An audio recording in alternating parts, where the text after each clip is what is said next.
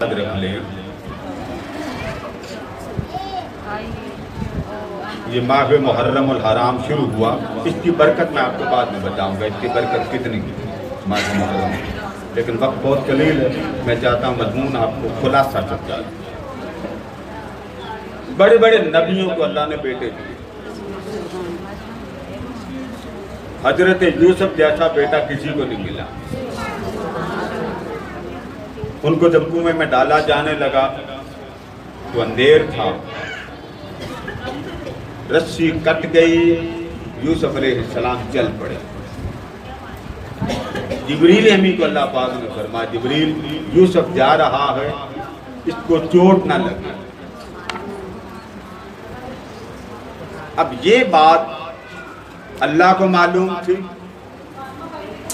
اور اللہ نے حضور علیہ السلام کو خود قرآن مجید میں سنائی۔ یہ بڑے خوبصورت اپنے چہرے پر حجاب کر کے چلتے تھے، حجاب کر کے چلتے تھے، کیونکہ آپ کو جو دیکھتا تھا بے ہوش ہو جاتا تھا۔ بڑے حسین و جمیل تھے حضرت یوسف علیہ السلام۔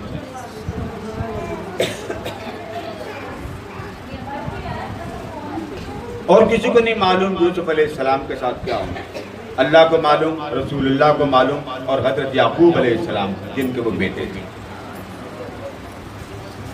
جو نبی آئے ان کے بیٹے جس زمانے میں آئے، اس زمانے میں جو بھی حالات واقعات ہوئے وہ نبی کی زندگی تک رہے۔ آگے اور پیچھے آج کے دور میں اگر کسی کو خبر ہے تو وہ صرف قرآن مجید، صرف قرآن مجید۔ اللہ پاک نے جب حضرت ابراہیم علیہ السلام کو فرمایا کہ آپ بیٹے کو ذبح کریں، پٹی باندھ لی، بچے کو لٹا لیا۔ اب آپ کو تو اتنا معلوم ہے نا کہ حجاج کرام جب حج پہ جاتے ہیں اگر کسی جگہ پھنس جائیں تو اس کا بدل ہوتا۔ مثلا آپ ہیں روزہ نہیں رکھ سکے تو آپ کو کہا جاتا فدیہ دے، فدیہ دے۔ فدیہ آپ اس کا بدل دیتے ہیں، خود تو نہیں کرتے، بدل دے دیتے۔ حج کے اندر بھی کئی احکامات ہیں، اگر وہ ٹوٹ جائیں اس کا بدل دیتے ہیں۔ جب ابراہیم علیہ السلام ذبح کرنے لگے تو آپ نے اللہ کی محبت میں چھری چلا دی، چھری چل گئی، ذبح کر لیا۔ شکرانے کے طور پہ پلٹ کے جب پٹی کھولی تو آپ نے جب دیکھا کہ یہ کیا ذبح ہو گیا، پلٹ کر دیکھا تو بیٹا ساتھ کھڑا تھا۔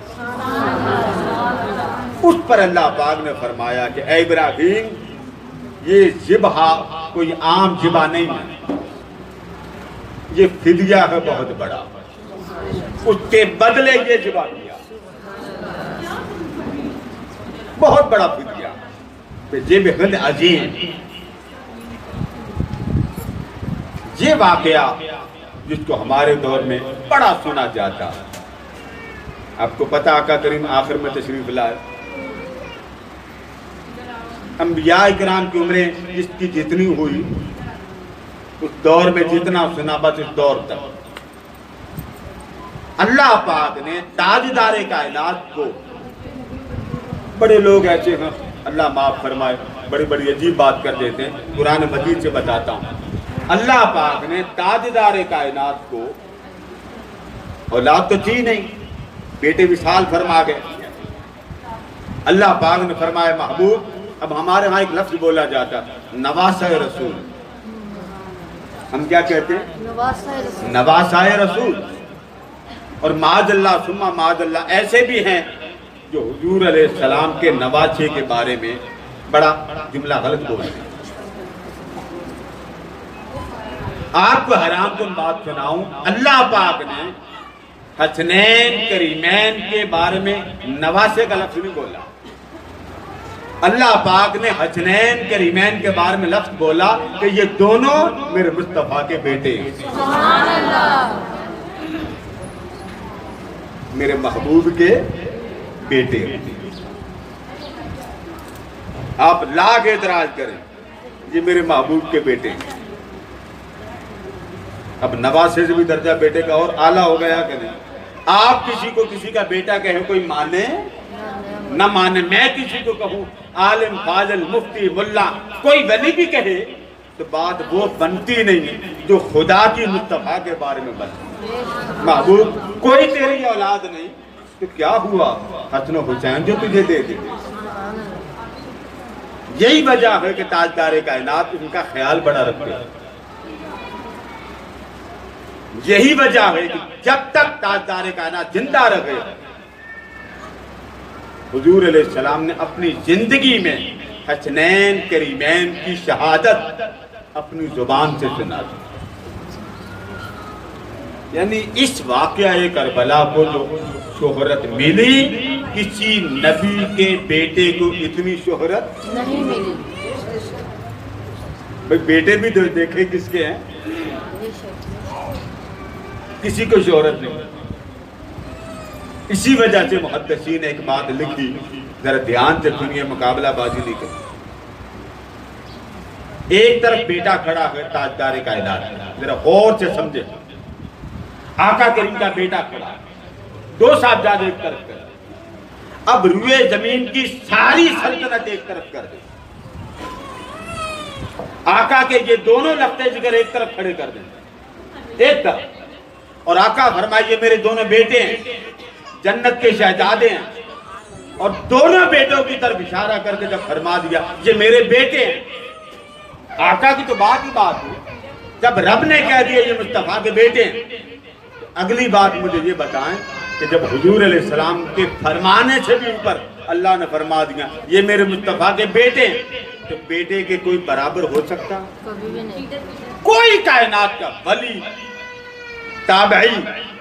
اسی لیے صحابہ کرام حسنین کریمین کی عزت اس طرح کرتے تھے کہ جیسے آنکھوں کے ہیرے. آقا کریم صلی اللہ علیہ وسلم کی حیات اتنی تھی, وصال ہو گیا, لیکن ذکر کربلا سنتے رہے تھے. لوگ بڑے بڑے سوال کرتے تھے کربلا کے واقعہ پہ رونا نہیں چاہیے, یہ اللہ کا امر تھا. ہم تو نہیں کہتے نہ روئیں, ٹھیک ہے آپ کہتے ہیں کربلا پر رونا نہیں چاہیے, آپ کہتے ہیں وہ جی کربلا کے دکھڑے سنانے نہیں چاہیے, چلے آپ کی مان لیتے نہیں سنانے چاہیے. سورہ مریم پڑھیے, حضرت مریم علیہ السلام امید سے ہوئی تو امید کے بعد جنگل میں نکلی, تو جنگل میں نکلتے ہوئے کچھ الفاظ کہے تھے, انی مت قبل ھذا, کاش میں مر گئی ہوتی. ہے نبی کی ماں. پھر اپنے درد جہ کو قرآن مجید کا حصہ اللہ نے بنایا. ہے عورت کو درد ہو رہی, اب مجھے آپ بتائیں عورت کا درد جہ ہمیں سنانے کی کیا ضرورت؟ پتا چلا دکھ درد سنانا سنت انبیاء نہیں ہے, دکھ درد سنانا سنت خدا ہے. اللہ نے اپنے کلام میں خود دکھ درد حضرت مریم کا سنایا اور امت کو بتایا. یوسف علیہ السلام کا دکھ درد نہیں سنایا, ان کے والد گرامی کا. ایک بار بیٹھے بیٹھے کہنے لگا ہائے میرا یوسف, اللہ نے فرمایا پریشان نہ ہو, تیرا یوسف زندہ ہوگا. سبحان اللہ. تو پریشان نہ ہو, تو نہ گھبرا. حتیٰ کہ ایک دن بھائی قمیض لے کے آنے لگے تو والد گرامی گھر میں تھے, تو اپنی بہوؤں کو کہتے بہو ایک بات کروں, یہ کریں. انی اجد ریح یوسف, انی لاجد ریح یوسف لولا ان تفندون, اگر مجھے تم بہکا ہوا برا نہ سمجھو تو میں دل کی بات بتاؤں. بڑی مدت ہو گئی تھی نا یوسف سے جدا ہوا. انہوں نے کہا جی جی آپ بتائیں. فرمایا آج مجھے یوسف کی خوشبو آ رہی ہے, ابھی قمیض چلا ہے گھر سے اور خوشبو پیغمبر کے گھر تک پہنچ گئی.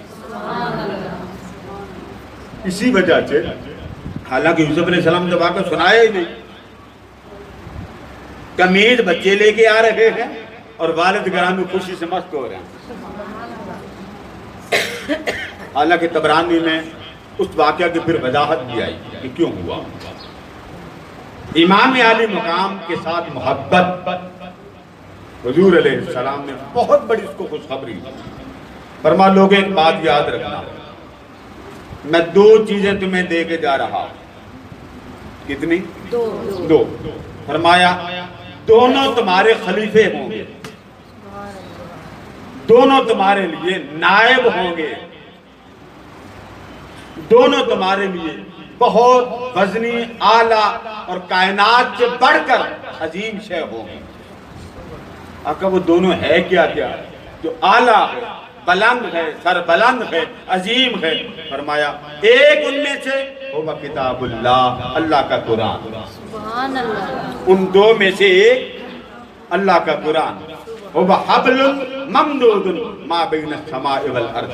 فرمایا قرآن رب کے تمہارے درمیان ایک رسی کا تعلق ہے، جیسے رسی کے دو سرے ہوتے ہیں نا، ایک ادھر سے پکڑنے والا، ایک ادھر سے پکڑنے والا۔ فرمایا قرآن تمہارے ساتھ واسطہ اور اللہ کے ساتھ واسطے کا ایک تعلق ہے۔ قرآن کے ذریعے تم اللہ سے جڑتے ہو، قرآن تمہیں وحدہ لا شریک سے جوڑتا۔ فرمائے دوسری وَإِتْرَتِي أَهْلَ بَيْتِي، فرمایا میرے گھر والے، میرا علی، میری سیدہ فاطمہ، حسن، حسین، فرمایا یہ دونوں یہ اس طرح مل کے رہیں گے کہ قیامت آ جائے گی۔ وَإِنَّهُمَا لَن يَتَفَرَّقَا حَتَّى يَرْدَ عَلَيَّ الْحَوْض۔ فرمایا یہ دونوں، قرآن اہل بیت کے ساتھ جڑا رہے گا اور اہل بیت قرآن کے ساتھ جڑ کر رہے گا۔ تو پتہ یہ چلا کہ فرمایا اہل بیت کون ہے؟ یہ قرآن سے پوچھو۔ اہل بیت کون ہے؟ یہ میرے قرآن سے پوچھو۔ اور قرآن کیا ہے؟ یہ میرے آل محمد سے پوچھو۔ تو پتہ یہ چلا کہ آل اور قرآن دونوں لازم و ملزوم۔ یہی وجہ آقا کریم نے ایک بہت بڑی خوشخبری آپ کو دے دی، اور وہ میں آپ کو خوشخبری دینے والا ہوں، تکڑے رہنا۔ دے دوں خوشخبری؟ اب ہم سب آل محمد سے محبت کرتے ہیں کہ نہیں کرتے؟ بولیے نا، کرتے۔ فرمایا قیامت کے دن ہوگا، قیامت کا دن لوگ حساب کتاب دے رہے ہوں گے، تو میں اپنا دسترخوان جب بچھا لوں گا تو میں تلاش میں نکلوں گا میدان محشر۔ میں کس کی تلاش میں نکلوں گا؟ فرمایا جو میری آل سے محبت کرتا ہوگا میں اس کو تلاش میں نکلوں گا۔ لوگ حساب و کتاب میں الجھے ہوں گے اور میں آل محمد کے عاشقوں کو تلاش کروں گا۔ نمبر ایک، سب سے پہلے ان کو اپنے لنگر خانے کے دسترخوان پر بٹھا کر اپنا لنگر خانہ کھلاؤں گا۔ جس کو میری آل سے محبت ہوگی وہ مصطفیٰ کے لنگر خانے سے کھائے گا۔ اور اس کا الٹ کیا؟ جو ہمارے ہاں بوک چل پڑتا، معاذ اللہ، حضرت امام حسین باغی تھے، استغفر اللہ علیہ، جسے حضور اپنا کر دیں وہ باغی نہیں ہوتا۔ فرمایا قیامت کے دن جو جتنا بھی گناہگار ہوگا، جتنا بھی گناہگار ہوگا، اس کا ایمان مکمل ہونے کے لیے اتنا کافی کہ میری آل سے محبت کرے، میری آل سے محبت کرے۔ اب آ جائیں اس ذکر خیر کی طرف اختصار کے ساتھ۔ کسی بچے کی جوانی پر پتہ نہیں چلتا کہ یہ کیا بنے گا کیا نہیں بنے گا، کوئی علم نہیں ہوتا۔ حسنین کریمین کی ولادت سے پہلے جب مولا علی مشکل کشا کی شادی ہو گئی تو کسی کو خواب آیا تھا۔ اس خاتون نے خواب تاجدار کائنات کو سنایا اور بڑی پریشان تھی۔ پر میں پریشان نہ ہو، اللہ پاک مجھے اس سیدہ فاطمہ کے ذریعے اولاد عطا کرے گا، وہ بچے تیری جولی میں کھیلا کریں گے، یہ تیرے خواب کی تعبیر ہے۔ کیونکہ میں یہاں وہ کربلا سنا نہیں سکتا، آپ یوٹیوب پہ چلے جائیے، وہاں سن لیں، ہوگا اس میں بھی، وہ آپ مکمل سن لیں، فیس بک پہ سن لیں، لیکن اس طرح میں وہ آپ کو تو نہیں سنا سکتا۔ پھر سنانا شروع کر دیا تو پھر آپ نے اٹھنا کوئی، اس کا آسان حل ہے کہ اس میں کیونکہ کرب ہے، ایک کیفیت ہے، میں چاہتا ہوں کہ ادب بھی رہے، حیا بھی رہے، احساس بھی رہے۔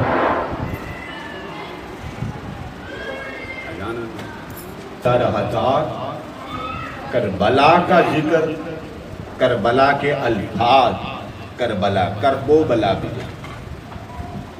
حضور علیہ السلام نے خود اپنی زبان مبارکہ سے ادا کیا۔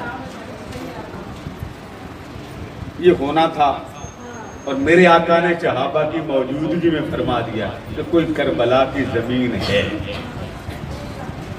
حتیٰ کہ روایات میں آتا ہے کہ آپ نے جبریل امین سے بھی اور ایک فرشتے سے بھی فرمایا کہ مجھے وہ زمین دکھا جہاں میرا لاڈلا شہید ہوگا۔ پھر زندگی میں ہی وہ زمین کی مٹی لا کے آپ کو پیش کی، وہ آپ نے رکھ لی۔ لہذا مبارک زمین، مبارک مٹی کو رکھنا حضور علیہ السلام کی، یہ جو آپ درباروں پہ جاتی مٹی لے آتی ہے کہ نہیں لے آتی؟ لاتی ہیں نا، بعض اوقات کئی بار وہ لڑ بھی پڑتی۔ یہ کیا بات؟ سمپل سی بات ہے، اولیاء اصفیاء میں، سب نبیوں میں، نبی آقا ایک دو جہاں سب سے بلند، لیکن ساری کائنات میں حضور علیہ السلام کے بعد حسنین کریمین کی شان اعلیٰ۔ حضور نے وہ مٹی رکھ دی، اور حضرت ام سلمہ رضی اللہ تعالیٰ عنہ کو عطا کی۔ فرمایا ام سلمہ اذا تحولت هذه التربہ، یہ مٹی ہے، اسے سنبھال کے رکھ لے، جس دن لال ہو جائے، رنگ بدل جائے، سمجھ لینا میرا لاڈلا شہید ہو گیا۔ یعنی زندگی میں حضور علیہ السلام نے کربلا کا ذکر خیر سنا دیا، تو کربلا کا ذکر سنانا بھی حضور علیہ السلام کی سنت، اونچا بولیں، آقا دو جہاں کی سنت ہے۔ اب وہ وقت واقعہ نہیں سناتا، تاریخ تھوڑی سی بتا رہا ہوں۔ جس ہستی کا سب سے زیادہ واقعہ خود تاجدار کائنات اور صحابہ نے سنایا، اس ہستی کا نام امام حسین ہے۔ اتنا کسی نبی کے بیٹے کا واقعہ کسی نے نہیں سنایا۔ اور پھر آگے چل گئے، پھر سنانے والے بھی بڑے عجیب ہوتے ہیں، بڑے عجیب ہوتے ہیں۔ کسی کی طبیعت ایسی ہوتی لوگ ماننے کو تیار نہیں ہوتے، تو چھوڑو جی یہ کون ہے۔ کسی کی بات کا لیول ہی ایسا ہوتا ہے لوگ ایکسپٹ نہیں کرتے۔ کوئی اس لیول کا ہوتا ہے تو یہ کو بندہ قربان جان۔ جب حضور علیہ السلام اپنی زبان سے حسین کا ذکر کرنے والے ہوں تو آپ اندازہ کریں کربلا کا منظر سننے کی لذت کا حال کیا ہوتا ہوگا۔ کتنی صدیاں گزر گئی، کربلا کا ذکر ایسے لگتا ہے جیسے بھی پچھلے سال ہوا۔ جب بھی محرم آتا ہے کربلا ہر گھر میں نہیں بپا ہوتا، ہر دل میں بپا ہوتا، اور ایسے لگتا ہے کہ امام حسین نہیں گئے، ہماری آنتیں چلی تھی۔ یہ کیفیت جب مومن کے دل میں آتی تو سمجھ لینا چاہیے وہ مومن بڑا قسمت والا، بڑے درد والا، بڑی محبت والا۔ وجہ آقا فرماتے جب میں جنت میں جاؤں گا نا، جنت میں، تو میرے ساتھ میری اولاد ہوگی، اہل و عیال ہوگا۔ جب اہل و عیال ہوں گے، حسن حسین میرے ساتھ چلیں گے، تو جو میری آج جو محبت کرنے والے ہوں گے وہ میرے دائیں اور بائیں چلیں گے، یعنی میں ان کو اپنے ساتھ لے کے جنت میں داخل ہوں گا۔ کربلا کو یہ واقعہ نہیں، بہت بڑا سبق۔ وقت کی قلت اجازت نہیں دیتی، لیکن میں چند چیزیں آپ کو کوشش گزار کر رہا ہوں کہ آج کا دن اور محرم الحرام کے یہ پہلے 10 دن، ان کی عظمتوں کو آپ سمجھ لیں، تاکہ اس کی عظمت کو آپ اپنے طور پہ برکت کی شکل میں لے لیں۔ ان 10 دنوں میں یا 10 دن کے بعد یا اگلے آخری 10 دن اگر آپ روزہ رکھیں، محرم الحرام کی 1 2 5 10 12 14 عاشورہ کا تو الگ ثواب ہے نا، اگر اس پورے مہینے کے 10 دنوں میں آپ ایک روزہ رکھ لیں تو آقا فرماتے ہیں کہ محرم وہ مہینہ ہے جس کے ایک دن کو روزے کا ثواب صرف ایک دن کا 30 دن کے برابر، یعنی ایک دن کا روزہ ایک مہینے کے برابر۔ تو آپ رکھ نہیں سکتی تو بابا رکھوا دیں، ثواب سے محرومی نہ ہو۔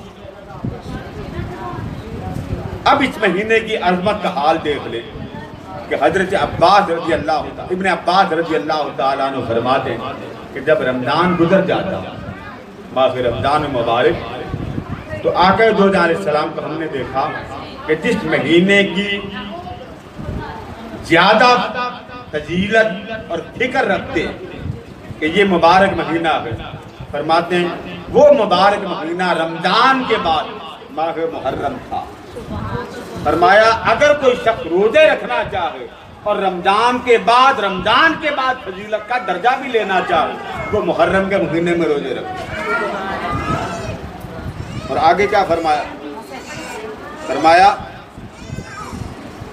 آپ ماہ محرم کے روزے پر فرماتے عاشورہ کا روزہ 10 محرم کا ساری عمر حضرت ابن عباس فرماتے ہیں آقا کریم نے 10 محرم کا روزہ نہیں چھوڑا۔ جی نہ رکھیں، نصیب والے رکھتے ہیں، ہر کوئی نہیں رکھتے۔ اب میلاد والے بھی کہتے نہیں منانا چاہیے، تو وہ نصیب والے بھی مناتا، جس کا پیار مصطفیٰ سے ہوگا وہی منائے گا نا۔ اور جس نے رکھنا ہے تو رکھنا تب ہے نا جب مصطفیٰ نے فرمایا، حضور نے رکھا۔ آقا دو جہاں نے ہر سال محرم کے 10ویں کا روزہ رکھا۔ اور آگے چلیں، صرف رکھا ہی نہیں ہے، حضرت حفصہ رضی اللہ تعالیٰ فرماتی تو حضور علیہ السلام نے 4 اعمال، کتنے؟ 4 اعمال زندگی بھر نہیں چھوڑے، یعنی یہ نہیں کبھی کر لیا کبھی نہیں، چھوڑے ہی نہیں۔ ان میں سے پہلا عمل فرمایا، پہلا عمل والعشر ذی الحجہ، رمضان کے بعد جو حج کا مہینہ آتا ہے یہ بھی ختم ہو گیا، ذی الحجہ، اس کے پہلے 10 روزے حضور نے کبھی نہیں چھوڑے۔ یہ اللہ کا شکر ہے، میں نے آپ کو بڑا ایکٹیو رکھا، ہر روز 2 میسج آپ کو آتے، جس کو نہیں آتے وہ اپنا نمبر دے دیں، لیکن کم از کم اتنا احساس کریں کہ جو میاں ہے اس کو بتا دیا کریں قادری صاحب کون سی بلا کا نام۔ وہ بعد میں کئی بار مجھے فون آتی ہے آپ کون ہیں؟ یہ میں بندہ ہوں۔ کہاں سے بول رہے ہیں؟ اپنے منہ سے بول رہا ہوں، اور کہاں سے بول رہا ہوں؟ اس لیے خدا کے لیے میں بڑی عورتوں کے کہہ چکا اپنے میاں کو اپنے والد کو بتا دیا کریں کہ یہ کون ہے۔ آپ یہ نہ سمجھا کریں یہاں دم درود ہوتا، جہاں خدا کا ذکر ہوتا، آپ کے گھروں میں ذکر نہیں ہوتا، آپ کا میاں آپ کو کچھ نہیں سناتا، پاپا میں آپ کے لیے باپ ہوں، میں آپ کے لیے سربراہ ہوں، میں آپ کے لیے رہنما ہوں، میں آپ کا خیر خواہ ہوں۔ کوئی شے تو سمجھ کے گھر بتا دیا کرے کہ یہ کیا۔ جہاں ہمارے ایک ملنے والی اس نے کہا جی قاضی صاحب پلیز میری ایک بات سنیں، میں نے کہا سنا، وہ میرے میاں نے ایک بار آپ کی فوٹو دیکھ لی، وہ آپ کی تفتیش کروانا چاہتے ہیں، میں کہا کروا لو۔ وہ کہتے ہیں یہ مولوی کون ہے؟ میں نے کہا میں نے تو آپ کا نکاح ہی نہیں پڑھا، سیدھا بتاؤ۔ ہم تاجدار کائنات نے کبھی نہیں چھوڑے۔ نمبر 1 ذی الحجہ کے روزے 10۔ نمبر 2 فجر کی نماز سے پہلے کی 2 رکعتیں، کتنی رکعتیں؟ جس کو آپ سنت کہتے ہیں، سنت مؤکدہ۔ نمبر 3 فرمایا آقا کریم نے ہر مہینے کے 3 روزے کبھی نہیں چھوڑے، 13، 14، 15 ہر مہینے کے آپ رکھتے تھے، ساری عمر رکھتے تھے، اور اس کا ثواب بھی بہت زیادہ۔ پھر آخر میں کیا فرمایا؟ فرمایا محرم کا 10 کا روزہ حضور نے کبھی نہیں چھوڑا۔ بات سمجھ میں آ رہی ہے یا بس اوپر اوپر سے گزر رہی ہے؟ اور آگے چلیں، حضرت ربیع ایک واقعہ بیان کرتی، بنت معبد فرماتی ہیں آقا کریم نے صبح صبح انصار کے محلے میں بندہ بھیجا، ایک بندہ بھیجا اور فرمایا بھائی اعلان کر دو آج محرم کی 10 ہے، آج محرم کی 10 ہے، تو اس گاؤں والوں کو بتا دو کہ اگر تم میں سے کسی نے روزہ نہیں رکھا نا، اٹھ بیٹھا کھایا پیا کچھ نہیں، تو وہ باقی دن بھوکے ہی رہے، اس کا روزہ اللہ بنا دے گا۔ یہ ہمارے ہاں ایک عورتوں کو عادت پڑتی ہے نا جی میں صبح اٹھ نہیں سکی، یہ حدیث فرمایا نہیں کھا سکے نا، یعنی ارادہ بھی نہیں کیا، چلو سارا دن نہ کھائے تمہارے 10 محرم کا ثواب مل جائے گا۔ اور آگے کیا فرمایا؟ اور جس نے روزہ رکھ لیا، جس نے روزہ رکھ لیا، بیٹے خاموشی اختیار کر، مجھے خطاب کرتے میں نے الجھن ہوتی۔ اب میں دوبارہ حدیث سنا، گاؤں میں آدمی بھیجا، فرمایا جس نے روزہ نہیں رکھا وہ باقی دن کھانا پینا بند کر دے، اسے 10 محرم کے روزے کا ثواب مل جائے گا۔ اور آگے کیا فرمایا؟ جس نے روزہ رکھ لیا وہ روزے سے رہے۔ آگے فرماتی یہ صحابیہ فرماتی ہم بھی روزہ رکھتی اور بچوں کو بھی روزہ رکھواتی۔ تو آج سے آپ عہد کریں، آپ کے بچے بچیاں جب 10 محرم آئے آپ سب روزہ رکھیں گے۔ اونچا بولیں، سب روزہ، پھر بولیے سب روزہ، اتنا اونچا بولیں کہ یہ جو ہمارے دور سننے والے وہ سن لیں کہ قادری صاحب احمد خطاب نہیں کرے، بلائیں بیٹھی۔ سب روزہ رکھیں گے محرم کی 10، 9 اور 10۔ فرماتی ہیں کہ ہم بچوں کو روزہ رکھواتے اور ہم کیا کرتے، بچے ہوتے چھوٹے، ہم روئی کی گڑیا بنا دیتے، روئی کی۔ تو جب کسی بچے کو بھوک لگتی وہ گڑیا اس کو پکڑا دے، لے پتر کھیل۔ شام ہو جاتی، بچے کو کار کرا کے ہم شام کرا لیتے، پھر حضور علیہ السلام کے ساتھ ہماری افطاری ہوتی۔ تو پتہ چلا کہ 10 محرم کا روزہ کبھی نہ چھوڑیے۔ آگے چلیں، اب آخری چند روایات ہیں۔ فرمایا اس 10 محرم کے روزے کے بارے میں حضور علیہ السلام نے جب رمضان فرض ہو گیا، بعض لوگ آپ کو کہتے ہیں جی حضور نے رمضان کے بعد چھوڑ دیے، روایت آ گئی آقا کریم نے محرم کی 10 کا کبھی روزہ چھوڑا ہی نہیں، تو حضور کی سنت ادا ہو۔ آگے کیا فرمایا کہ اگر کوئی شخص روزہ رکھنا چاہے ماہ محرم کی 10 کا،